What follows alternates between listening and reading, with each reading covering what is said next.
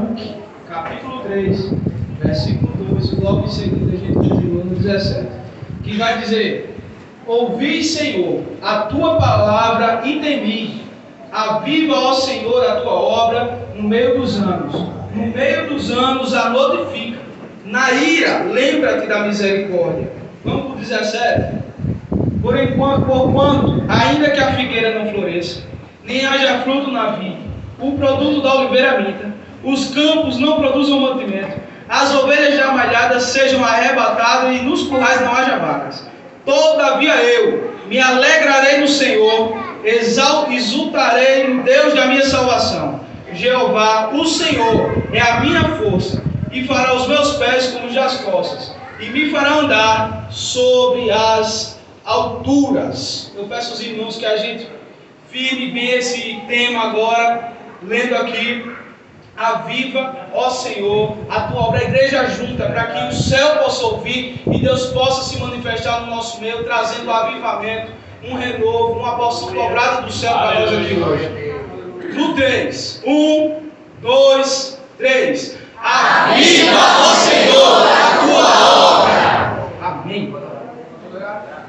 Curva sua cabeça. Querido Deus e eterno Pai, somos gratos a Ti, ó Deus, por termos chegado aqui nessa festividade. Deus, somos gratos por tudo que até aqui já aconteceu. Crendo, ó Deus, agora que o Seu operar vai acontecer no nosso meio, pedindo já, Deus, a Tua santa misericórdia e a Tua direção nesse culto. Opera em nosso meio, ó Deus, com curas, com renovo, com batismo. Estamos aqui, ó Deus, para receber a Tua Shekinah, sermos avivados em Tua presença e temos um coração transformado. Assim, ó Deus, oramos, já te agradecendo por bênção recebida em nome de Jesus. Amém. Amém, graças a Deus. Deus esteja abençoando a vida do nosso irmão Jonas. Meus amados irmãos, estamos felizes nessa noite com alguns irmãos que nos visitam, né? Para a honra e glória do nosso Senhor e Salvador Jesus Cristo. Está conosco nessa noite, bem conhecido da casa, nosso amado irmão Pastor Douglas, juntamente ali com a congregacional de Lagoa Grande, né?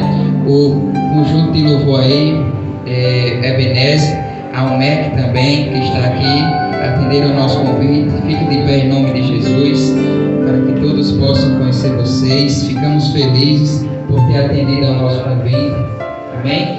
Peço também que fique de pé os amados irmãos que estão nos visitando nessa noite, que não podem anotar, está escrevendo o nome de vocês. Os visitantes, fiquem de pé em nome de Jesus.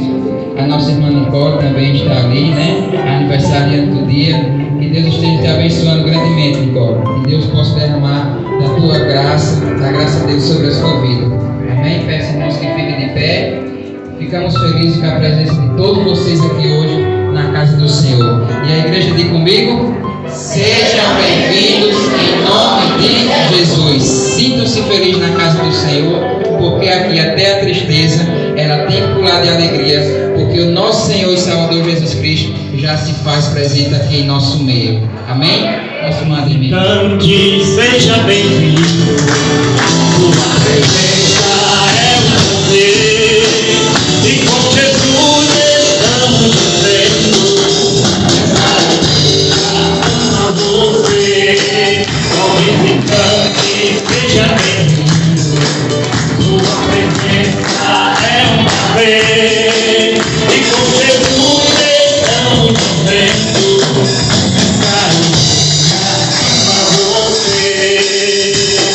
Essa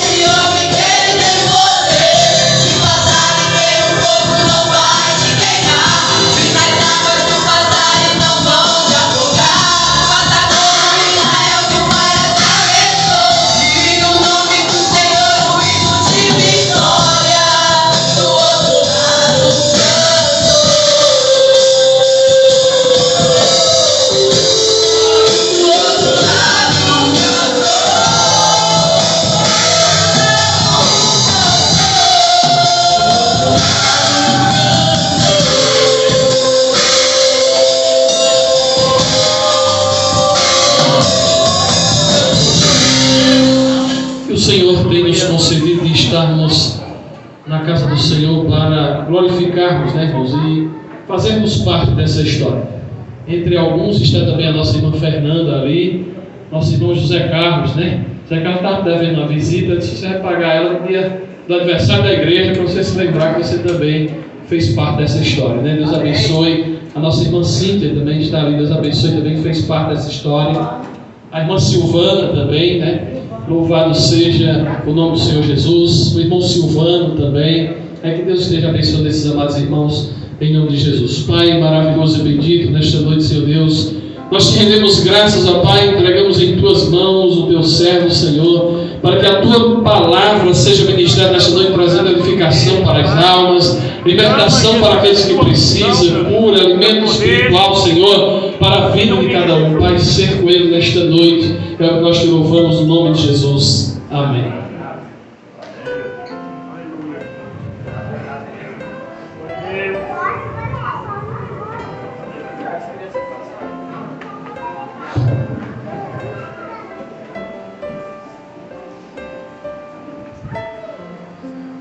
Saúde, amada igreja, com a graça e a paz do nosso Senhor e Salvador Jesus Cristo. Amém? Amém. Meus amados irmãos, que alegria poder estar aqui no aniversário de... Os irmãos podem sentar um pouquinho.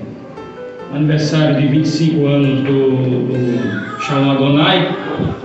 Infelizmente eu não pude fazer parte dessa história porque era muito novo na época, mas graças a Deus aqui estou. Mas ainda pude lembrar que há cerca de 15 anos atrás a farda da mocidade era verde, né? E assim nosso irmão Marcos acabou encontrando Patrícia.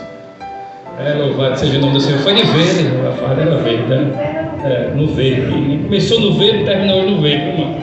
Até aí tem seu mistério. Bom, brincadeira, também fizemos parte. Eu não cantei no Shalom Adonai, mas fazia parte na época e colaborava muito com os trabalhos do Shalom Adonai em retiros e participando junto aqui com a igreja, em nome de Jesus. E louvando a Deus pela vida dos irmãos, né, que também em 98 eu criei em Jesus, no ano 2000 eu comecei a congregar aqui na igreja, mas já conheci a igreja desde a infância, né? Vim aqui muitas vezes, criança, acho que com 12 anos também, e depois retornei e congreguei aqui durante alguns anos, né? Que foi meia década servindo ao Senhor aqui nessa igreja.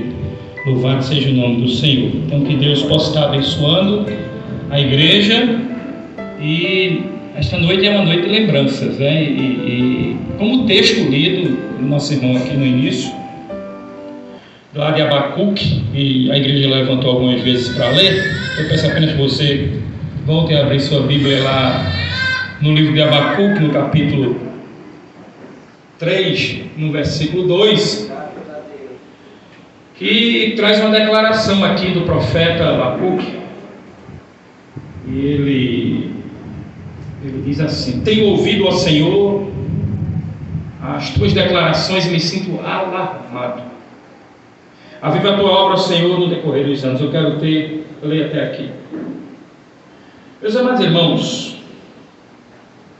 a gente nota que uma das maiores preocupações por onde a gente passa, pelo menos de metade dos convites que eu recebi esse ano, metade deles fala sobre avivamento. Então a gente nota a necessidade que há desse tema para poder, eu acho que mais da metade dos convites atendidos nesse semestre fala sobre avivamento. Então se as igrejas estão falando em avivamento e se Deus está colocando este tema no coração dos irmãos, é porque Deus quer falar o nosso coração. E com certeza Deus quer falar o seu coração. Então é uma das maiores preocupações, pelo menos eu tenho visto esse ano, mas em alguns anos anteriores também, já até vendo pregações, temas, enfim, as pessoas estão falando sobre avivamento. Uma igreja avivada é uma igreja, antes de tudo, animada mesmo. A palavra avivamento quer dizer animação. A busca dessa animação é que deve ser proveitosa e lícita. Não é animação como recreação, mas uma animação que leva à santificação. E a gente precisa entender isso, porque algumas pessoas pensam que é exatamente o contrário. Vamos nos animar no culto, e é meio ali recreação, e depois do culto acabou a verdadeira animação, e ninguém se lembra de fato que é avivamento. Então, mas nós precisamos de fato de uma igreja animada, porque uma igreja animada faz com que a gente dê glória a Deus sem ninguém precisar ficar mandando.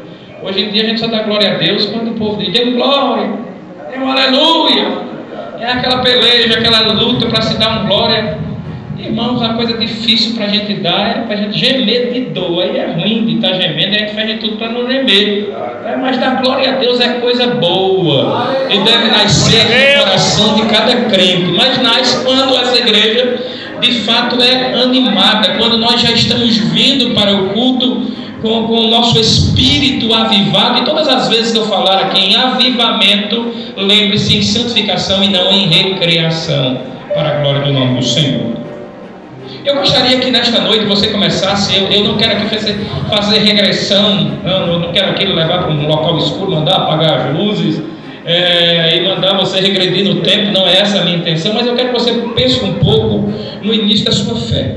Geralmente o início da nossa fé é como uma carreira bem jovem mesmo, quando estamos aí na juventude, estamos com 19, 20, 18 anos de idade, que nós corremos e parece que jamais vamos cansar. Quando nós vamos chegando aí já perto dos 50 como eu, aí a gente já corre mais devagar e começa a pensar duas vezes antes de querer correr. Então a gente precisa, em nome de Jesus, nesta noite, lembrar um pouco do início da nossa fé. O irmão Marcos aqui falou sobre o ano de 98, talvez você lembre um pouco do ano de 98, a irmã lá atrás vai lembrar um pouco do ano de 54, e assim vai, para a glória do nome do Senhor. Então cada um vai lembrando do ano que nasceu para Jesus, e leva lembrando do tempo que creu em Jesus e das experiências que passou no que diz respeito ao avivamento, e repito, avivamento que me levava à santificação.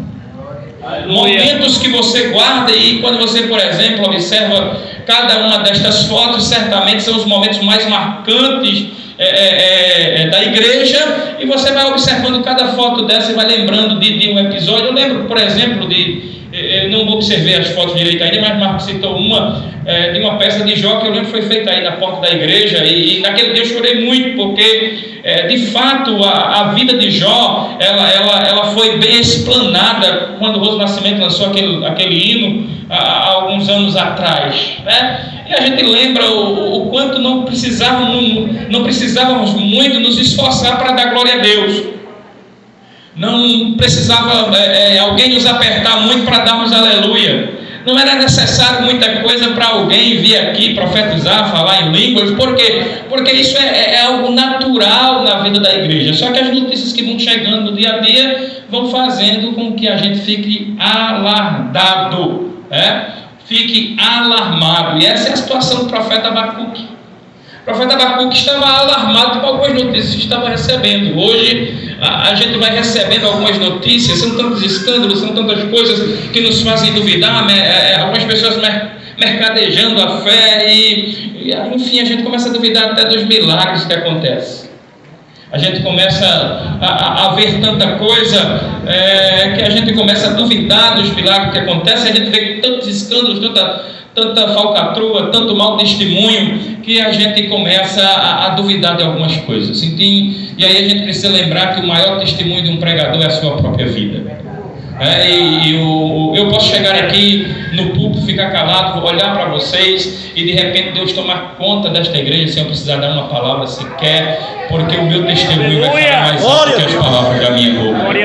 E muitas vezes nós faltamos com o avivamento da igreja porque as pessoas que utilizam-se também do púlpito já não têm a mesma autoridade que deveria ter para pregar. Então quando alguém vai pegar o microfone assim, há mais insatisfação do que satisfação. O pedido do profeta era para que, em vez de ele ver pessoas caindo, em vez de ele ver pessoas não mais glorificando a Deus, em vez de ele ver pessoas que não estavam testemunhando, em vez de ele ver coisas que os seus olhos não queriam ver, o profeta ele começa a dizer assim: Senhor, eu não quero mais olhar para o presente, eu não quero olhar mais para o passado, porque olhando para o passado eu vejo falhas, olhando para o presente eu também estou vendo falhas, mas eu quero te pedir pelo futuro. Senhor, no decorrer dos anos aviva a tua obra.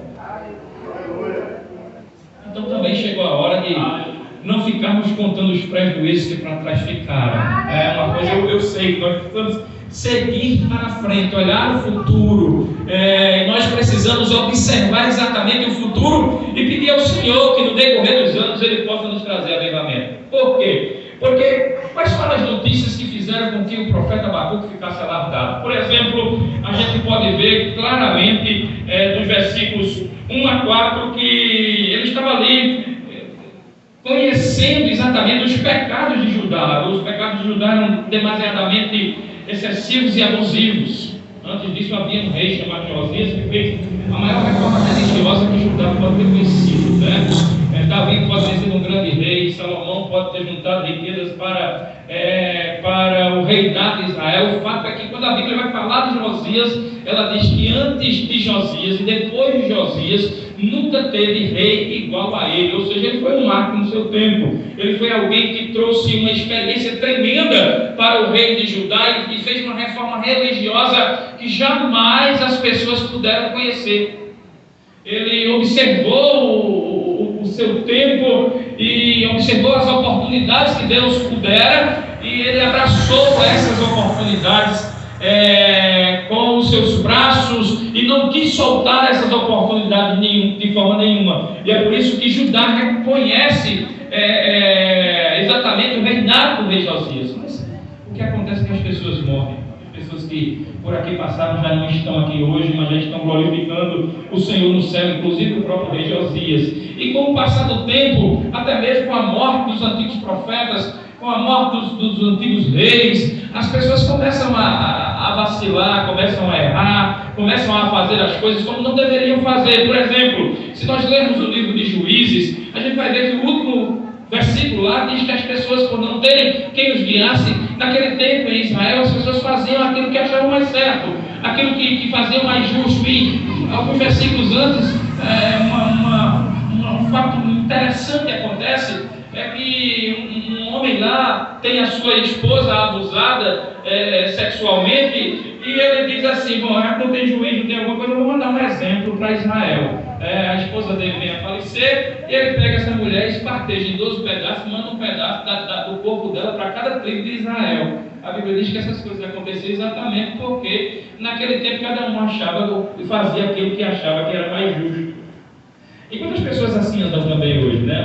Elas têm a Bíblia Sagrada, nós somos crentes, temos a Bíblia Sagrada como nossa única regra de fé e prática, mas muitas vezes dizemos: eu não quero saber o que o pastor está dizendo, eu não quero saber o que a Bíblia está dizendo, eu não quero saber o que as pessoas estão pensando, eu vou seguir o meu próprio modo de ver as coisas, eu vou andar com os meus próprios passos. Afinal de contas, eu sou crente há muito tempo, eu não preciso de ninguém, eu preciso de mim mesmo para conduzir os meus passos. Isso é uma grande mentira que Satanás tem plantado no coração das pessoas, porque quando a gente vem observar as Sagradas Escrituras, por exemplo, entre os Salmos 92 e 102, a gente vai ver lá sempre a preocupação do rei Davi, a gente vai ver a preocupação dos filhos de Corá, a gente vai ver a preocupação de Asaf, por exemplo, era que eles queriam estar sempre na casa do Senhor. E um desses salmistas, entre esses salmos, ele diz o seguinte: um dia na tua casa é melhor do que qualquer outro dia ou em qualquer outro tempo fora da tua casa. Então essas pessoas, elas de fato almejavam.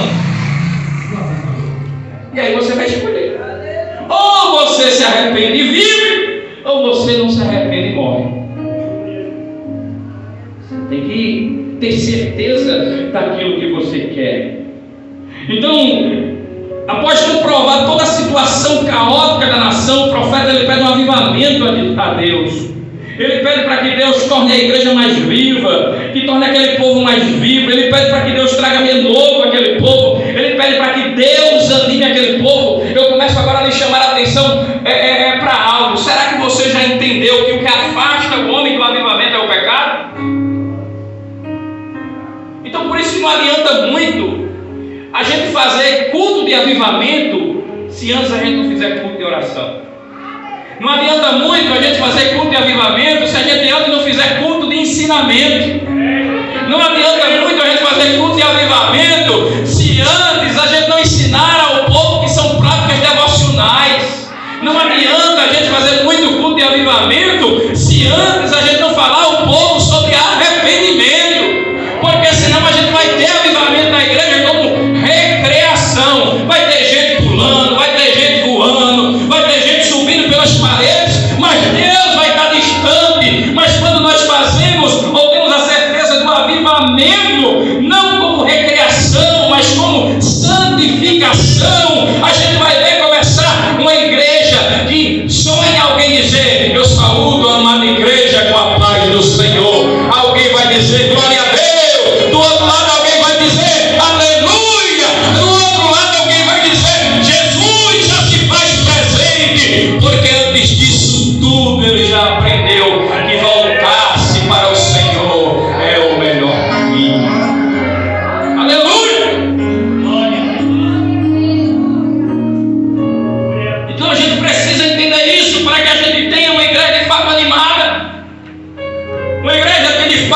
buscar Deus, a gente precisa de arrependimento. E sabe quais são as ações que me afastam de Deus?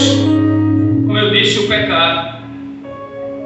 Mas do outro lado também existe o arrependimento. E o que é arrependimento? Primeiro, eu preciso saber que arrependimento é mudança de mente. Primeira coisa, arrependimento é mudança de mente. O que é que eu quero dizer com isso? Eu preciso, em primeiro lugar, abandonar conceitos errados e agora adotar para mim conceitos e princípios que vêm de Deus. Eu preciso parar, olhar onde eu errei e seguir um novo rumo, e seguir um novo caminho. Eu preciso começar a observar quando a palavra de Deus, por exemplo, me diz lá no Salmo 1 que eu não devo sentar à roda dos escarnecedores.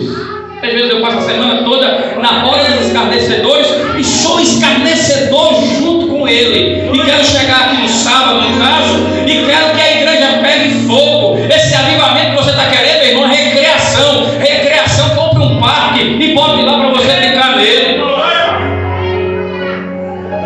O avivamento, ele começa quando eu não sento na roda dos escarnecedores. O avivamento é quando eu não vivo na roda dos ímpios. O avivamento é quando o meu amigo é um amigo crente. Quando aquele que eu confidencio as coisas é alguém que compreende a palavra de Deus. Quando eu me faço companhia daqueles que servem a Deus. Você quer avivamento, mas passa a semana sentado lá perto daquele que não tem nada a ver com avivamento, que muito pelo contrário, ele que afasta de Deus. Eu quero dizer para você que você precisa mudar a sua mente, que Deus é o Deus de sempre, como Jesus disse aos escritores hebreus: eu sou o mesmo ontem, eu sou o mesmo hoje e eu sou o mesmo eternamente. Louvado seja o nome do Senhor. O seu conceito está errado. Não adianta o que você me diga. A modernidade ou a pós-modernidade não pode mudar o coração do crente, porque o crente precisa saber que não pode ser triste um coração que ama a Deus, não pode ser ímpio um coração que ama a Deus, não pode de forma nenhuma um coração que ama a Deus sentar na roda dos escarnecedores. Quando a gente começar a notar estas coisas, a gente vai ver Deus agindo, e aí pode voar quem voar na igreja, porque aí a gente vai sentir que Ele está voando na presença do Espírito, que Ele está andando na presença do Espírito, que Ele está profetizando na presença do Espírito, que Ele está agindo em conformidade à palavra de Deus na presença do Espírito. Aleluia! Então, em primeiro lugar, arrependimento é mudança de mente, mas arrependimento também é mudança de emoção. É noite de sentir tristeza pelo erro e pedir perdão a Deus, para que Deus de glória possa renovar cada um que aqui está. Nós precisamos, hoje as pessoas pecam e riem do pecado. Elas erram e não querem disciplina. Elas erram e quando erram elas nos procuram e decidem disciplinar. Eu saio da igreja, comigo eu digo de público e digo a quem me procura para dizer isso: vá em paz, aqui realmente não tem como ficar. Não faça acordo com o pecado, porque me mostre um homem que fez acordo com o pecado e venceu. Nenhum até hoje. Todos eles que quiseram fazer acordo com o pecado se atrapalharam, se embaraçaram. A gente não pode fazer acordo com o pecado. A gente precisa amar o pecador. Mas amar o pecador não é abraçar o pecado dele, não é dizer: você errou, eu estou aqui para lhe abraçar. Agora, eu tenho certeza que a marca de uma igreja verdadeira é a disciplina eclesiástica. Isso é necessário. Os reformadores já ensinaram, os pais da igreja ensinaram. E por que eles ensinaram isso? Porque Jesus ensinou. Louvado seja o nome do Senhor. É porque João Batista ensinou, é porque Paulo ensinou. A gente está estudando lá a carta de 2 Coríntios na quinta-feira, e a gente viu todas as lutas de Paulo na carta de 1 Coríntios, e algumas delas que chegaram até o capítulo 7 de 2 Coríntios, até o capítulo 6 de 2 Coríntios. Mas quando a gente começa a chegar no capítulo 7, a gente já começa a ver uma alegria no coração do apóstolo Paulo, porque ele começa a ver que aquele povo de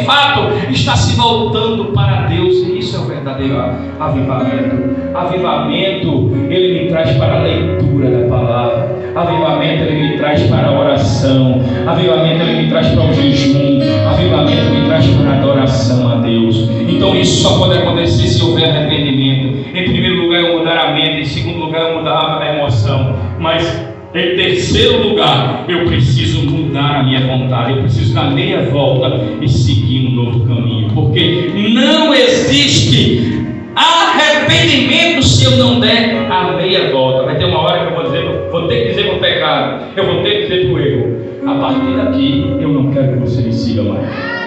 A partir daqui eu vou ser intrigado em você. Eu não quero conversa com você, porque você só quer me atrapalhar.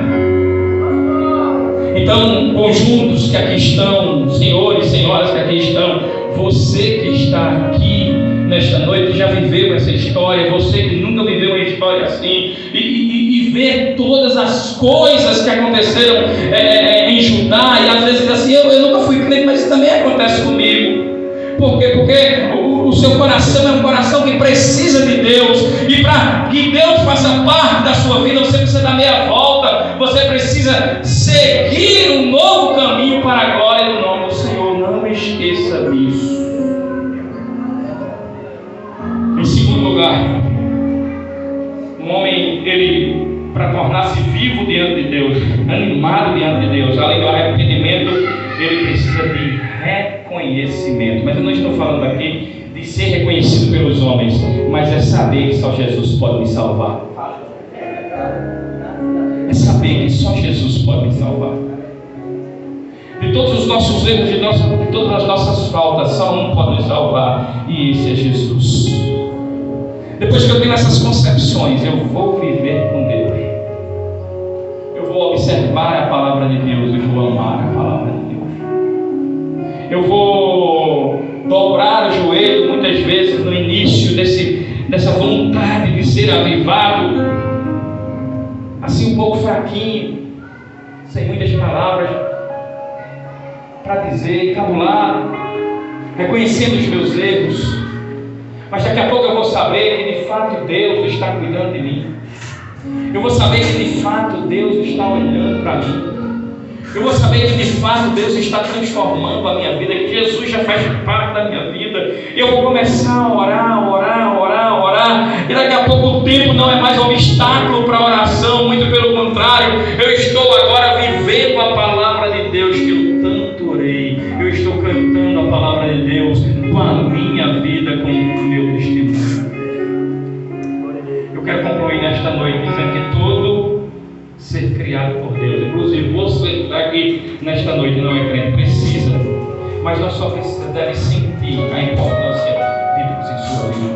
Você precisa saber, sentir a importância de Deus na sua vida, e a única forma de Deus ser importante na sua vida é você crendo que Ele tem poder para lhe renovar. Para os não crentes é saber que Ele tem poder para te dar nova vida. Para os crentes que viveram uma história bonita, que fica às vezes cantando, contando, como era bom lá em 98, como era bom lá em 99, como era bom lá não sei aonde, e por que não pode ser bom hoje? Se Deus é Deus do mesmo jeito, se Deus em 98 curava, Ele cura hoje. Se Ele fazia milagres, Ele faz hoje. Se Ele dava dons à igreja, Ele dá hoje. Então a gente tem que notar que fomos nós que nos afastamos. E quando nós contamos como era bom naquela época, nós estamos apenas dizendo: se hoje não está bom bastante para mim, o único falho nisso tudo sou eu. Senhor, hoje eu reconheço isso, porque a tua palavra diz que o Senhor nunca deixou de ser Deus, mas muitas vezes eu deixei de ser teu servo. E a gente precisa ter esse reconhecimento no nosso coração.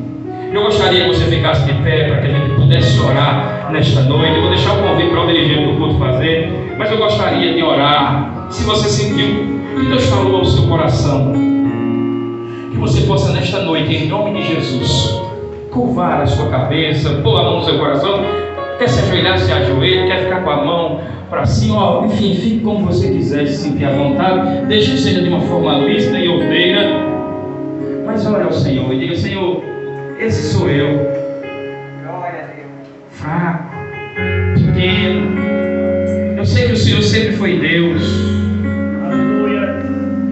E muitas vezes eu me afastei do teu caminho e vivi tantas coisas bonitas, tantas histórias bonitas.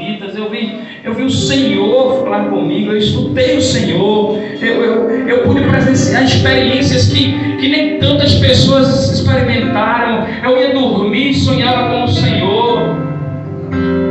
Hoje, por causa do celular, por causa de outras coisas, eu nem durmo mais, passo a noite acordado, mas não é orando não, Senhor, é distante do Senhor. Reconheça tudo isso. Deus, essa noite, Ele quer exatamente coração sincero. Eu não quero aqui lhe expor, eu não quero me trazer aqui na frente, eu não quero dizer quem estiver assim, venha para aqui, porque isso não me interessa. O que me interessa é pregar a palavra de Deus e Ele falar aí ao seu coração. Se isso aconteceu para mim, já, aleluia, o propósito desta noite, ele foi confirmado, a vitória chegou para a sua vida, mas para isso é necessário que amanhã você siga com o maior sinal de avivamento, que além de ser o arrependimento, é a mudança de vida. Vamos orar. Senhor nosso Deus, queremos te louvar, te agradecer e te agradecer por tudo que o Senhor tem feito por nós. Quero te agradecer, Senhor, porque o Senhor de toda a glória tem cuidado de nós. E, Senhor, muitas vezes nós somos falhos, pecadores, indignos da tua presença, mas o fato é que o Senhor quer nos resgatar, o Senhor quer nos ver vivendo experiências que vivemos no passado. E o Senhor quer que nós sejamos um povo avivado, que clamemos o Senhor com alegria. Então, Senhor, em primeiro lugar, perdoa o meu pecado, o meu erro.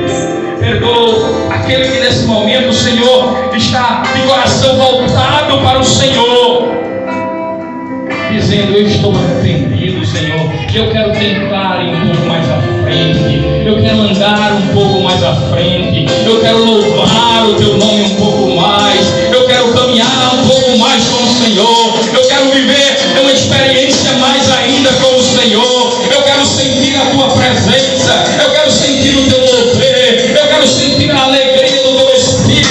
E como disse o salmista, que a alegria da salvação jamais saia do meu coração.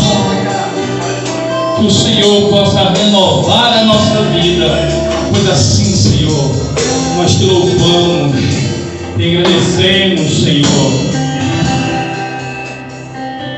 E te agradecemos em nome de Jesus. Cada vez que a minha fé é provada, tu me dás a chance de... Receba a chance de Deus nesta noite.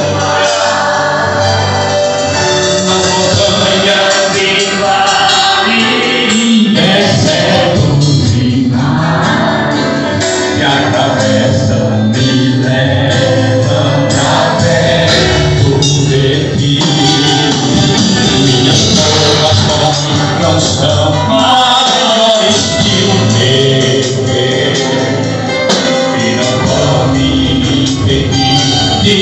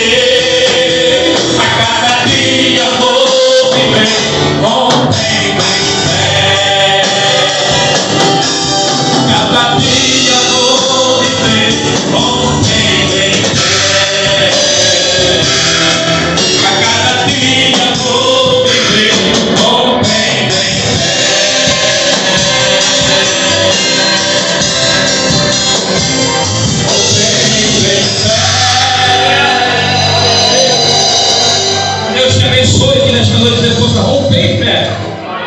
E que nesta noite o Senhor possa ter te visitado com a sua palavra.